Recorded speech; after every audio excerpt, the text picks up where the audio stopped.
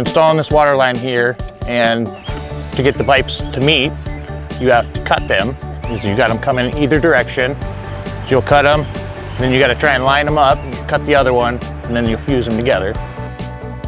The way we do it now is we use a circular saw, or we use a grinder with a cutting wheel at the end of it.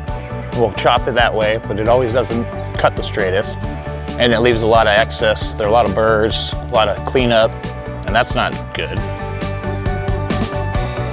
So now with the reed one, we'll be able to cut straight. It's a lot lighter than the other cutters we have. And the blade is US made. And I guess the fact that it doesn't have the ratchet on it, you can just keep spinning it and chop it. Compared to using multiple tools, this is a lot easier. I would say this would be at the top of our Christmas list.